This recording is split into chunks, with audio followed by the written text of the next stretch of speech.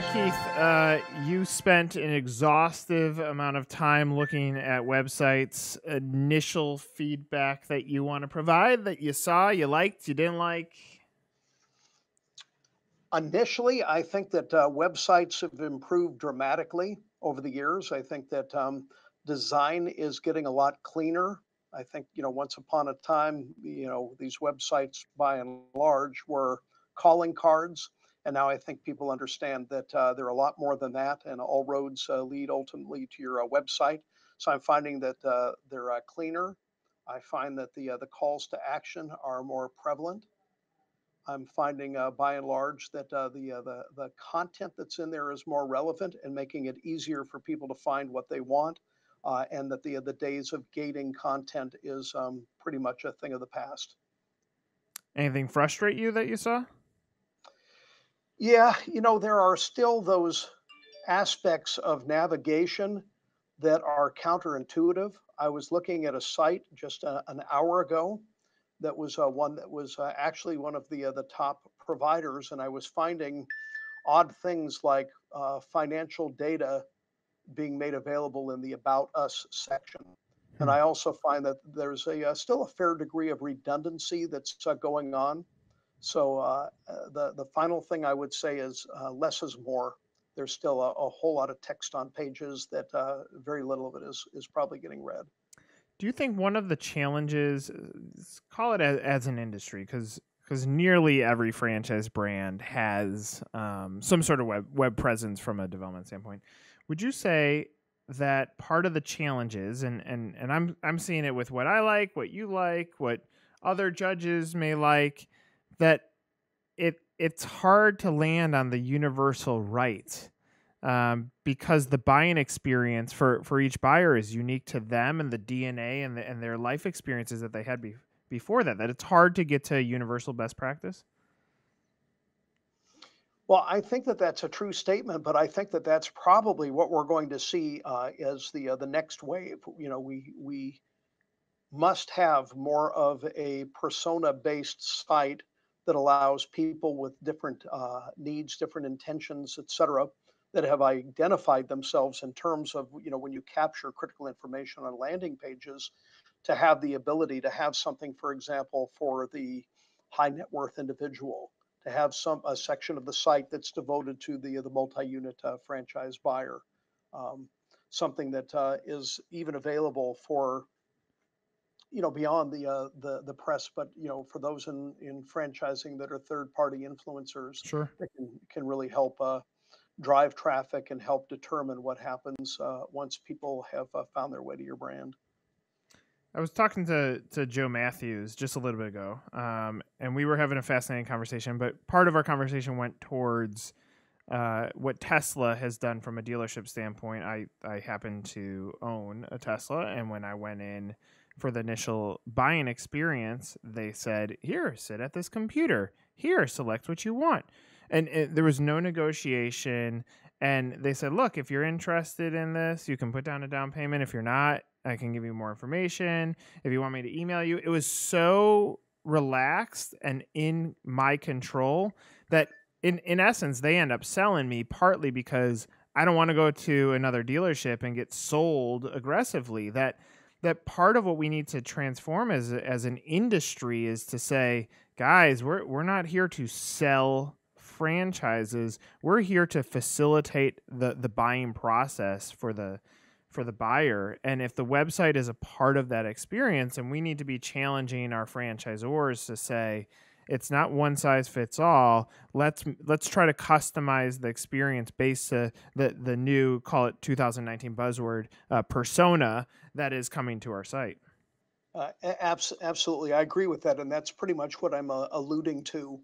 There's people are coming for discovery purposes, and I like how you phrase that in terms of the site doesn't exist to sell anybody. Nobody's coming to your website to buy a franchise.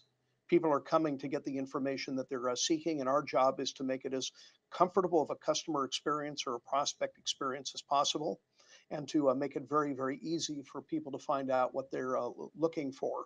But it's also a great opportunity to facilitate an exchange.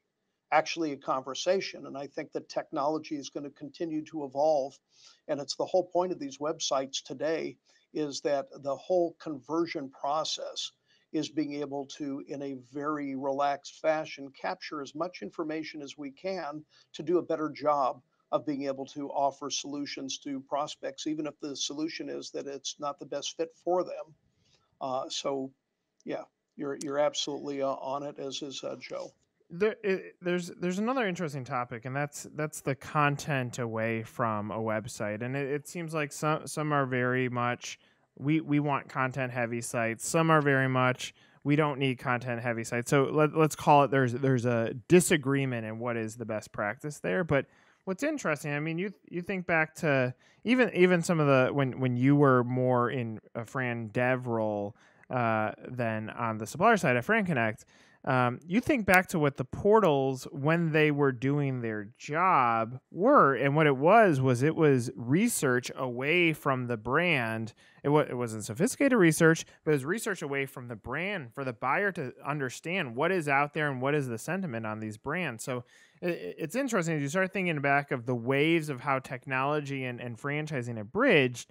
There were probably some interesting best practices. It wasn't that necessarily that the portals should be the be all end all, but the way that the buyer behaved then to say, I want to go look around the web. Maybe there was some truth to the process, maybe not the platform, but the process. Well, I think that that's very much true, but I also think that there's something that's being alluded to in this dialogue. We live in a day and a time in which our websites really no longer dictate who we are as a brand. Yeah. And one of the things is that as I was doing my reviews of the variety of websites as part of the award recognition process and to provide feedback to others, is recognizing that we don't do a great job in terms of really being able to capture, if you will, the positive feedback and sentiment of the brand users. Um, the fact is you could have the best website in the world, but if in fact you have a bad reputation in the social space, and not even a bad reputation, just a non-reputation, few likes, few evidence in social, for example, these things are all part of a synergy that Right. exists in terms of being able to capture the interest, and because it's no longer what we say it is. Once upon a time, I mean, the website, if you go all the way back, was really just your business card, your calling card for all intents and purposes, and we could say whatever we wanted to say, and people would buy that. But again, you could have the best website, but if in fact you're losing stars on a social, you don't have franchisees that are validating, and or you do, but you're not capturing it on your website, it's all for naught. Now, in reviewing so many of the franchise development website finalists and candidates, it's still surprising to me that there are so few that are really capitalizing on video. We know that video is very, very important in terms of receiving, SEO credibility and appearing in the first page, which is so important. There's still a lot of text heavy, and even a fair amount that don't have any form of testimonials on the website. So I say this just in the context that it's no longer what we say it is; it's what they say it is. And if it's coming from the mouths of your franchisees, it's probably the most powerful voice you'll have on your website. I love that. So in essence, it's also it's transparency. It's saying create exposure to your brand assets, and your brand asset is not just a website. It's not what you say you are. It's what the universe is saying about you. And a franchise brand, the benefit is you have stakeholders that have invested their life savings into your brand that have opinions on how it's going. So transparency is a critical term. It sure is. In addition to that, Nick, one of the other things that I see, and anyone who knows me knows that at some time or another I'm going to drop the term surrogate behavior into the conversation. Right? You've probably heard me say it at least 2 dozen times. But as I'm going through these websites, for example, a lot of people will say, "Oh, I understand that it will be good for my business if I blog. I understand it will be good for my business if I post news and public relations on the site." And it is. if you use it, if you maintain it, if Right. it's current, and if it's relevant. But again, I was just looking at any number of sites today and still finding people that have blogs and find news, but just find that it's not updated on the site. I was looking at somebody, I thought, oh, this is great, to have somebody actually publish their blog and to see that the last blog that was published was in November of 2018. And this is one of our franchise development semifinalists. So I Great. mean, no matter where we're at, there's always, it's not just the one latest greatest thing that you're going to do that's going to somehow help you sell 100% more franchises. It's just collectively doing each and every one of these things 1% better, just continuously improving and really paying attention to the fundamentals, the rudimentary aspects that people are coming to the site and they're looking for information. Yeah. And it has to be there and it has to be current, it has to be relevant and meaningful to them. You and I have had a lot of discussions around data, and what is the value of it in understanding a sales process, or what goes into it. My personal opinion, you hear industry data like it costs $10,000 to $12,000 per deal in marketing to sell a deal. Well, maybe, but let's segment that out based on segment and investment and size and validation score, and the chart is looking a lot different than just saying 8 to 12. You talk about conversion rates on how many leads should I be getting based on 100 people that come to my site. I don't know. I mean, it depends on your brand. Is it getting to point, and I think you've taken the steps at your business and you personally on the transparency side to say, guys, these are just benchmark data to use, but it's going to be specific to you. Is there a time that we need to be pressuring brands to dive closer into their data versus industry numbers? Yeah, well, absolutely. I think sometimes we're comfortable with just being in the muddy middle, the Yeah. miasma. And I think it's very important, and it's one of my biggest criticisms whenever I come out with FranConnect's Franchise Sales Index. One of my biggest criticisms is the fact that when it comes to the uh, the availability of data, people don't pay attention. I can never find and I can never produce effective marketing data as it relates to franchise sales because invariably people are just playing it by ear. They're not tracking their numbers. They can't even really tell you so many brands what their cost per lead, cost per sale, and let alone break it down by lead source.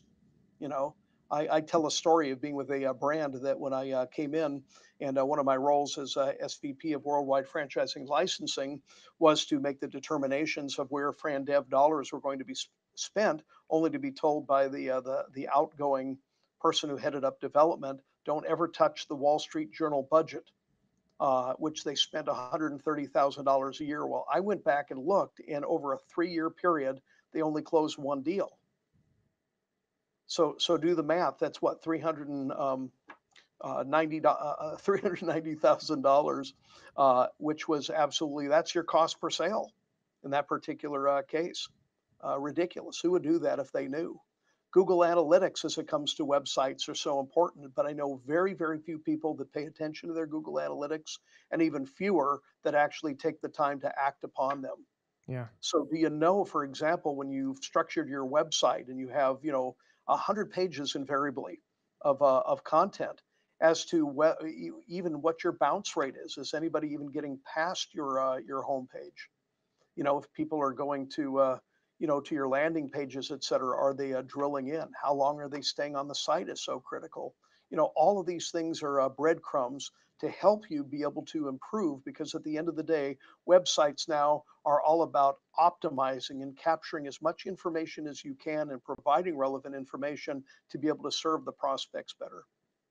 Yeah, lots to unpack there. I think one thing that I find fascinating is we are conditioned. We're going to get even more conditioned to be a plus B equals C sales world or development world. And the challenge with that is the way that I buy versus the way you buy versus the way the person down the street buys is so vastly different than that. Yes, there is an entry point to when we enter the funnel, and there's the point Z. So Z is the end, is where we exit the funnel, whether us deciding not to buy or us deciding to buy. So eventually we get to this end. But in the hodgepodge of the middle, it's tough. I mean, like even for our business, there's a large industry conference that we exhibited at for 11 years. And if I looked at it and said, how many deals did we get out of that? How many clients did we get out of it? The answer is zero. But I have to take some of this stuff and put it into a bucket and say, is our business growing? Check mark. Yes. Is our validation growing? Check mark. Yes. So it turns into a piece of the puzzle, but it's tough in a world where there's so much pressure, and the web has made it that we can even put more attribution on the candidate journey than ever before. That eventually there's going to have to be some sort of incredible chart created for franchising that helps provide the information back to the franchisor to say, you're not necessarily wasting money, but here's how you optimize your money to be better spent. That's well said. I appreciate that. There was something else that came to my mind as you were talking, which is the various ways that we can make people more comfortable, or taking away initially that sense of risk. I was very pleased in terms of looking at a number of the finalists as to how many people are laying out the sales process, making that a very transparent thing, that I know exactly what it is that I should expect if in fact I were to provide you with any information whatsoever. And I think by being transparent and sharing that sales process, even better if you could put a time frame associated with it, I think that people would find that they would achieve a lot more conversions. Yeah, that goes back to the transparency thing. The reality is, a smart buyer is going to see everything along the way.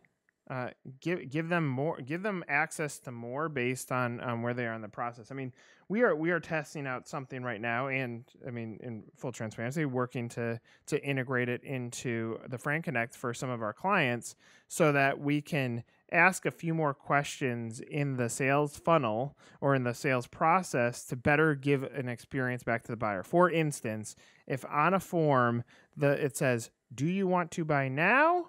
or are you just looking for information? Check mark. It's the Tesla experience, so that now we know from a drip campaign standpoint, we're not calling them. They're not ready for us to hound them 7,000 times on the phone. They go over here and they go down this chart. And if there's an action that happens here, and this is the beauty of technology, if I click on this story about why you should buy in the next 2 weeks, well, maybe that triggers a different action that creates some sort of motion. But in my opinion, we've come a little way on the website side to get a little bit more sophisticated and drill into what is the true value of it. And now if we can get smarter on the form and what happens from a candidate journey after that, that's going to be the next progression for brands that want to be smart in this. Yeah, we agree with you completely at FranConnect. You know, all of our customers will receive an auto conveyance of leads, whether or not they're coming from portals, and certainly if they're coming from websites, and the ability to be able to optimize the prospect journey in such a way that will trigger different types of groups and different types of messaging on the part of where and how these individuals indicated. So you're absolutely right. I know it used to frustrate my wife if she told the salon that she was going to, that she was planning on growing out her hair, only to receive a mailer every single week about coming in for a beautification. So yeah, we live in a day and an age in which technology is here, that if it's set up, we understand what the process is, we create an expert-based response based on the group and the classification of these leads and where and how they came from. But I know that something that I talk about also with the Franchise Sales Index, which may be a little bit of a left turn from this discussion, is I know that a lot of times we believe we're getting leads from our website, and I think that we have to do a much better job of peeling back and asking the right questions to determine where and how did somebody find their way to our website in the first place. Yeah, of course you're getting the lead from the website. That's where leads come all from. All leads go to the website. Yeah, you're absolutely right, and I think this is where we're gonna get there. I mean, Look, if anybody that's looking at Google Analytics just clicks on real time data, it's fascinating to watch who's on your site, where are they, how much time, what are they clicking on. There's some interesting data there. But if Google's pulling that, we're not far off from being able to have more attribution on the journey of what happened before they got to that point. Because the reality is, of course, the website is one, trade shows maybe two, maybe phone three, but very few people pick up the phone because they're much more passive. Text messaging might be climbing a little bit, partly because there's services that automatically text right when you inquire. I mean, so the data is, it's not, I'm not going to say it's garbage, but it is not individualized. And when you start asking the right question, exactly what you said, start looking at the attribution of how, and it goes back to what I said. It's every person's different. So all you should be doing, Mr. or Mrs. Brand, is trying to find the insights to better optimize the way you're spending money, not saying, oh my God, they all came from Facebook and we're going to spend all of our money in Facebook. That's not the way that it works because people are different. That's right. That's right. Technology is also evolving so much now, Nick, that this technology that I'm about to reference is here and has been here for a while, but I think that it's going to find its way into franchising soon enough. I mean, there's tools that exist today that actually are tracking eye movement on web pages to know exactly what's being read, how the eye is moving along the page, and again, it sounds great, and people will want to be early adopters or earlier adopters, only to find out though, what's the point of having the data if you do not act upon your data? Keith, So there's also a thing that you can put over the camera on your computer so it doesn't watch you when it's recording your eye movement. I don't know what you're talking about. Yeah, I mean, it is fascinating, and again, the point is, be careful with the data. Data should provide an idea, a place for a brainstorm for how to best optimize your money. Yes. It doesn't, like, it shifts so fast that, if one of our clients says your business is awful, well, all the data in the world won't protect that person going out and telling someone else that's awful, that then all of a sudden puts some sort of restriction on their buying behavior with us that requires us to do one additional thing. There are unknowns. So yeah, the tools that are coming out in the perfect world, and who knows, it might not be my lifetime, it might not be yours, that eventually the way that we receive information is the way that we want to receive information. Eventually my phone understands that I love the Chicago Cubs. Therefore, when things are happening with the Cubs, it feeds me that information. It knows that I don't want to take a phone call from my mom, so it rejects my mom's phone call automatically. I'm kidding, Mom. But the point is, eventually it will be customized, and then us as humans can get back to deciding, do we want to watch that commercial or not? Well, yeah. And so where the puck is really optimized, and this is something that FranConnect is actually introducing, so it will be a capability within our tools. One of the things that FranConnect is concentrating on, so it's kind of tomorrow's technology today, is we're focused on what's referred to as the command center, if you will, just in the sense of NASA's command center. It's recognizing that you want to need to have all of your data on one single pane of glass. And that sounds very traditional. A lot of systems have that. But the whole notion of the command center is not only to have the data, but is to basically say, what are my defined processes or workflows that would represent what the best and sharpest person in franchise development would ever do in terms of these particular metrics? Or what would the chief development officer do, or the chief marketing officer?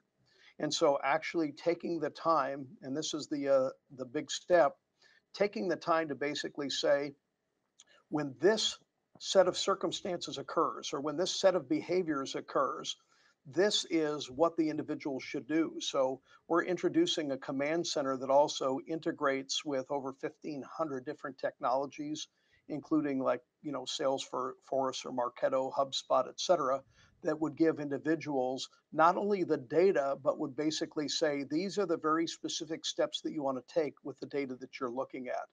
And that's where traditional business intelligence has gone awry in the past, is that we all have the data.